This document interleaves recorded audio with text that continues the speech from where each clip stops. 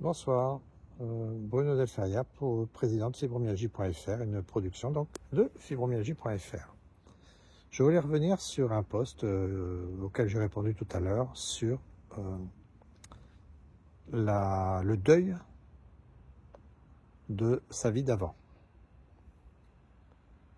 Je voulais revenir dessus parce qu'il y a beaucoup de choses à en dire, énormément même. Même si je n'ai pas toutes les réponses, en tout cas, il y a quand même quelques explications que j'aimerais vous donner et quelques approches intéressantes à ce sujet. Faut-il faire le deuil de sa vie d'avant? Je ne sais pas. En tout cas, une chose est sûre, vous avez le droit de pleurer. Vous êtes fibromyalgique, vous avez le droit de pleurer. Vous n'êtes pas obligé d'être fort tout le temps.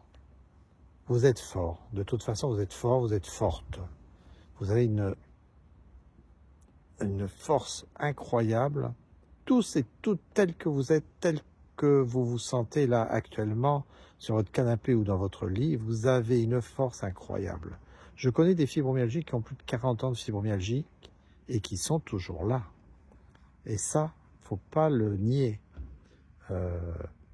Voilà, donc ça c'est la première chose. Donc, vous pouvez pleurer, vous en avez le droit, puis après, vous remontez.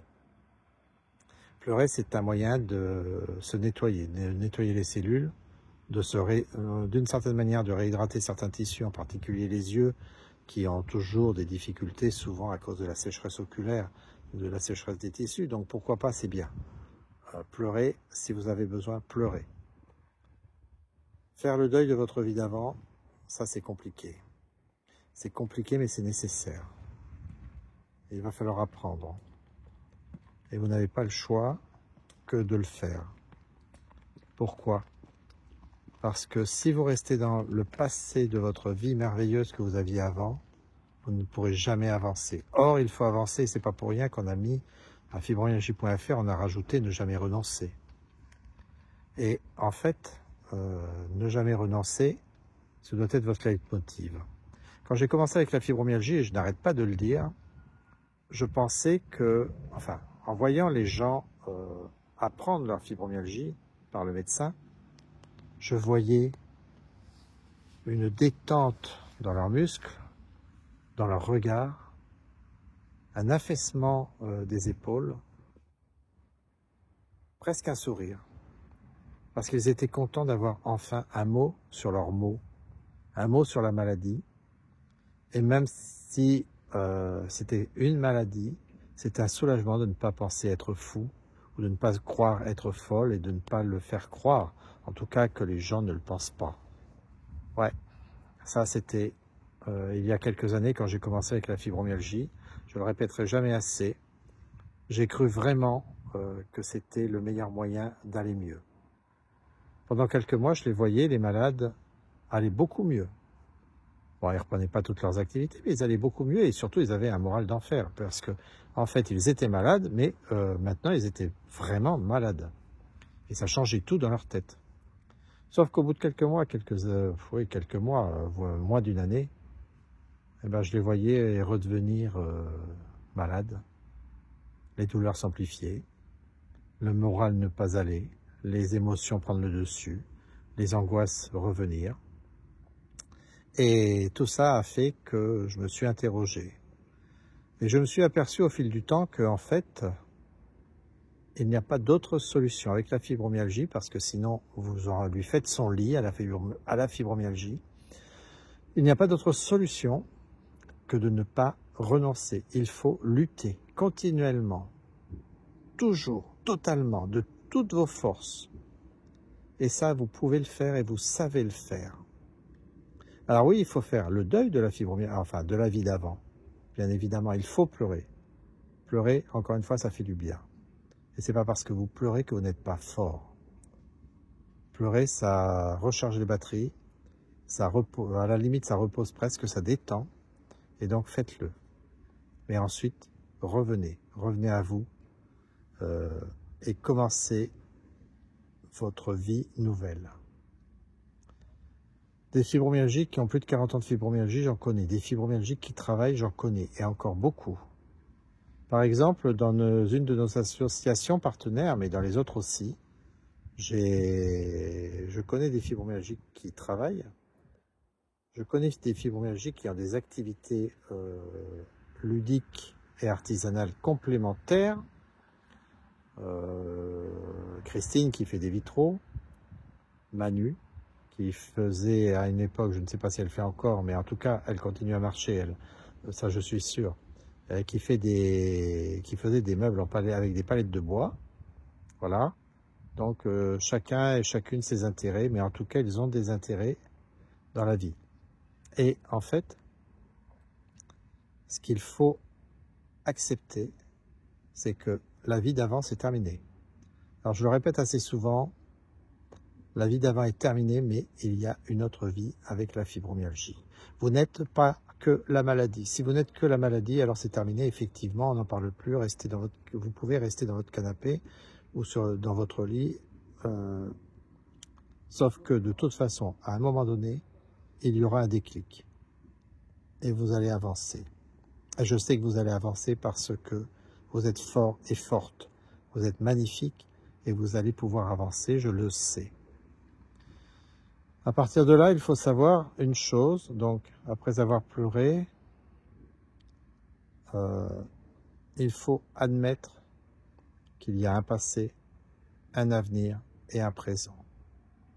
Le passé est terminé, votre vie d'avant c'est terminé. Alors oui, peut-être que vos petits amis sont partis, votre mari, votre épouse, vos enfants ne vous adressent plus la parole parce que vous n'êtes pas marrante, vos relations ne peuvent pas sortir avec vous parce que vous êtes fatigué. Bah écoutez, est-ce que c'est réellement nécessaire de les avoir, ces personnes-là? Ce qui est important et intéressant, ce n'est pas le passé, parce que le passé est fermé. Vous pouvez l'enjoliver, le magnifier, le changer dans votre tête, mais le passé est passé. Vous ne serez plus ce que vous avez été, c'est certain. Par contre, vous êtes une personne magnifique, une belle personne. Aujourd'hui, au moment où je vous parle. L'avenir, pourquoi en parler? Puisque de toute façon, l'avenir est totalement incertain. Personne, au jour d'aujourd'hui, n'est capable de dire ce que vous serez demain. Personne n'est capable de le deviner et de le prédire. Tous les charlatans avec leurs boules et autres ne sont que des charlatans. Personne n'a jamais réussi à prédire quoi que ce soit. Si on nous avait dit que les 30 glorieuses amèneraient derrière des guerres, des catastrophes et la pauvreté, personne ne l'aurait cru il y a 30 ans. Donc voilà, l'avenir n'existe pas encore. Il existera, mais il n'existe pas encore. Concentrez-vous sur le moment présent. Simplement, le moment présent, pas plus, pas plus loin. Et le moment présent, c'est quoi? Quand vous êtes en train de, si vous y arrivez, quand vous êtes en train de cuisiner une future tarte aux pommes, qui sera tout à l'heure une tarte aux pommes, concentrez-vous non pas sur la tarte aux pommes qui va partir au four et que vous allez déguster et qui va vous permettre de faire plaisir peut-être à une autre personne ou à d'autres personnes. Concentrez-vous, par exemple, sur le découpage de la pomme, les épluchures, la finesse des épluchures, l'odeur, le goût, si vous croquez un petit morceau, le moment présent, pas plus loin. Ça sera certainement une tarte aux pommes, peut-être qu'elle sera brûlée, peut-être qu'elle sera excellente, peut-être qu'elle sera pas cuite, peut-être que les pommes sont pas bonnes pour faire cette tarte aux pommes, peut-être que vous avez mis trop de confiture, etc., etc. Il y a plein de choses qui font que le moment présent est le seul essentiel et que l'avenir, par contre, vous avez beau avoir tous les ingrédients, hein, la farine, le sel, l'eau, je ne sais pas quoi d'autre, les pommes bien sûr, la confiture si vous mettez de la confiture, le miel, le sucre, le sirop d'érable si vous avez envie, enfin la vanille, etc., etc. Vous avez beau avoir tous les ingrédients, est-ce que l'avenir fera que votre tarte aux pommes sera bonne? Quand je vois les différences de baguettes de pain entre les boulangers, je me pose des questions sur la fabrication d'une simple baguette de pain, sachant qu'il n'y a que 2 ou 3 farines théoriques possibles. Bon, enfin bref, ça c'est, voilà. L'avenir, n'en discutez même pas parce que de toute façon, vous avez le droit d'avoir des rêves, vous avez le droit d'espérer, vous avez le droit d'imaginer, mais n'en faites pas votre vie parce que l'avenir, c'est pas celui-là. N'oubliez pas le moment présent. Le moment présent, c'est l'essentiel. Et c'est le papillon, ce petit papillon qui passe, que vous regardez et qui vous donne le sourire parce que vous voyez, par exemple, le rayon de soleil à travers les ailes. Et ça vous fait sourire. C'est de la joie pure, en tout cas un sentiment de sérénité, pas forcément de satiété, mais de sérénité. Voilà. En fait, le deuil, oui, je pense qu'il est nécessaire de le faire parce que vous ne serez plus ce que vous avez été. Vous serez différent, différente, mais vous serez. Et ça, c'est la partie la plus importante, je dirais. Vous serez, et en tout cas, vous êtes. Donc, faites votre deuil si c'est nécessaire. Faites-le. Virez le passé. Vos émotions sont beaucoup trop dans le passé très souvent. N'augurez pas de l'avenir. Aucun intérêt pour l'instant. Essayez de vivre et de bouger. Essayez de vivre et d'avancer. Vivez tel que vous êtes. Pas pour les autres, vivez pour vous. Prenez du temps pour vous. Surtout, prenez du temps pour vous. Et si vous avez besoin de dormir, dormez. Si vous avez besoin de vous reposer, reposez-vous. Si vous avez besoin de rire, riez. Et si vous avez besoin de pleurer, pleurez. Et si vous avez besoin de crier, criez. Crier, vocaliser, ça peut faire du bien. Donc, n'hésitez pas. Faites tout ça. Et puis, à un moment donné, vous apercevrez que la vie, peut-être, n'est pas si mauvaise que ça, qu'il y a peut-être un petit rayon d'espoir. Oui, vous avez mal, oui, c'est douloureux, oui, c'est difficile, les relations avec les autres. Vous ne comprenez pas pourquoi ils ne vous comprennent pas, mais eux ne comprennent pas pourquoi vous ne les comprenez pas. Donc oui, c'est difficile et c'est compliqué. Alors avec l'association, j'ai eu une idée qui peut peut-être vous intéresser. J'ai toujours pas compris pourquoi entre vous qui manquez de lien social, vous n'avez pas réussi à vous faire des petits groupes pour des groupes d'amitié par Messenger ou par WhatsApp ou par n'importe quel réseau possible.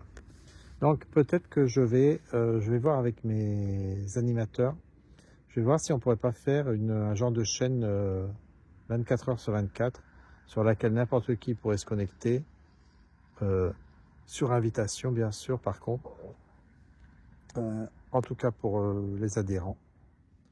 Je vais voir si c'est possible pour que vous puissiez à toute heure du jour ou la nuit voir peut-être que quelqu'un ait envie de communiquer avec vous, que ce soit en vidéo ou simplement en audio.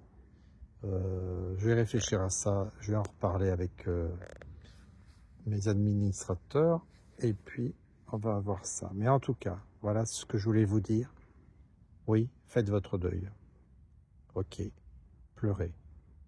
Mais ensuite, relevez-vous parce que je vous attends. Moi, j'ai toujours dit que si j'avais 4 ou 5 personnes fibromyalgiques sans la fatigue, je ne parle même pas des douleurs, sans la fatigue, je referais le monde complètement.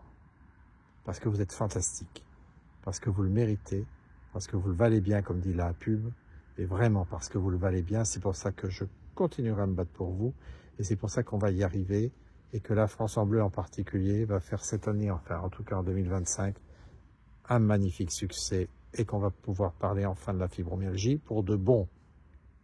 Voilà, à bientôt. À bientôt pour Noël, je vous ferai peut-être un petit coucou si je peux. Bonne soirée.